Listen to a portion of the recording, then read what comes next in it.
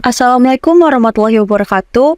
Perkenalkan, saya Jasmina Faira Rizkyanti dengan NIM 230801434 Fakultas Hukum. Pada kesempatan hari ini, saya akan membahas tentang dampak negatif teknologi. Di era modern ini, kita sering menggunakan teknologi dalam kehidupan sehari-hari, seperti sosial media, e-commerce, dan lain-lain. Pemanfaatan teknologi dalam era modern memiliki dampak bagi kita, yaitu dampak positif dan dampak negatif. Di sini saya akan menjelaskan dan menyebutkan sedikit tentang dampak positif dari teknologi dalam kehidupan sehari-hari.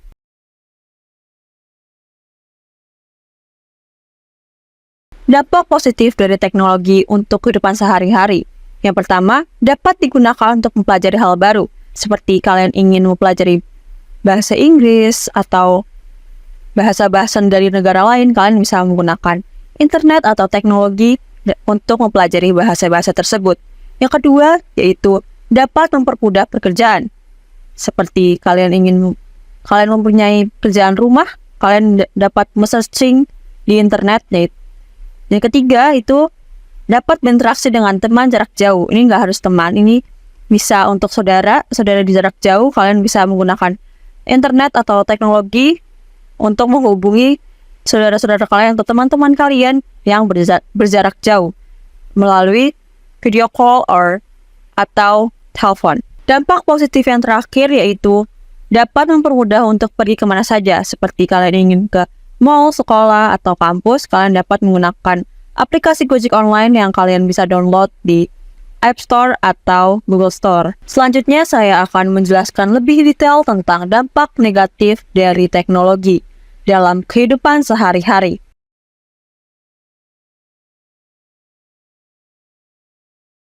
Dampak negatif teknologi yaitu pertama, dapat terjadi cyberbullying, yang kedua, dapat terjadi doxing, yang ketiga, dapat tersebarnya hoax.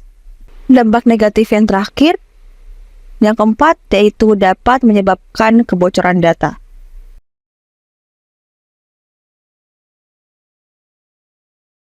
Penjelasan untuk cyberbullying. Cyberbullying adalah perbuatan di mana seseorang menghina orang lain melalui sosial media seperti Instagram, X, TikTok, YouTube, dan sebagainya.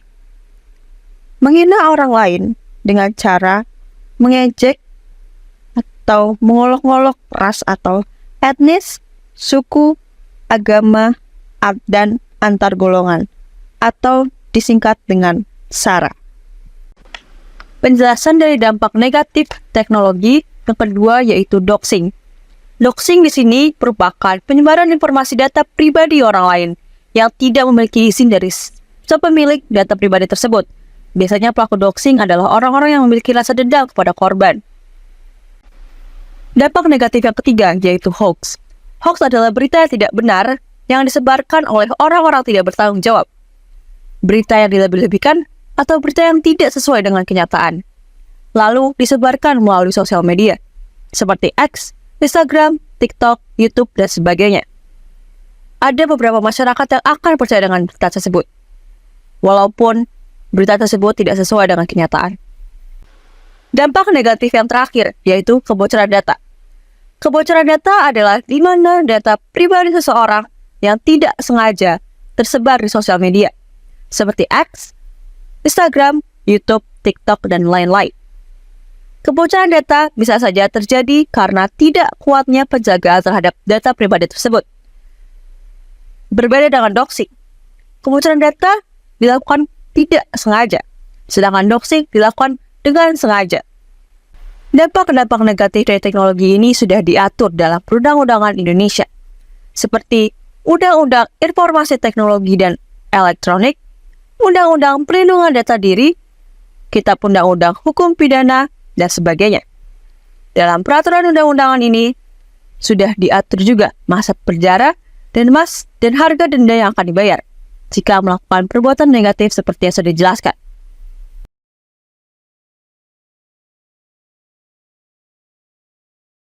Ada contoh kasus yang saya akan ambil di sini. Yang pertama yaitu kebocoran data dan doxing. Untuk kebocoran data, kasus kebocoran data di Indonesia sering terjadi. kasus kebocoran data di Indonesia. Salah satunya adalah kebocoran data kartu BPJS.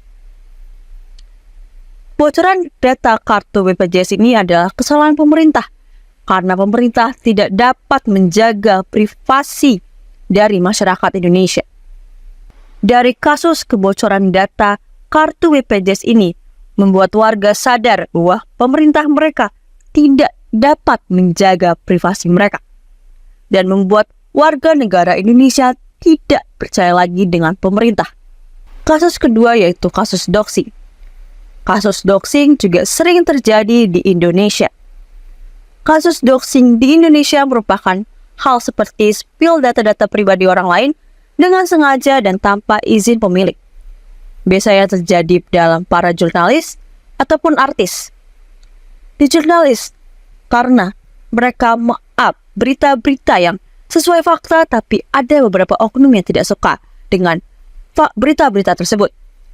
Dan kemudian, oknum tersebut melakukan doxing agar jurnalis tersebut malu dengan data-data pribadi mereka yang tersebar tanpa izin si jurnalis. Yang kedua yaitu para artis. Ada beberapa oknum tidak suka dengan artis tersebut dan akan melakukan doxing agar artis tersebut malu dengan data-data pribadi mereka. Sekian dari penjelasan saya hari ini. Terima kasih sudah mendengarkan sampai habis. Wassalamualaikum warahmatullahi wabarakatuh.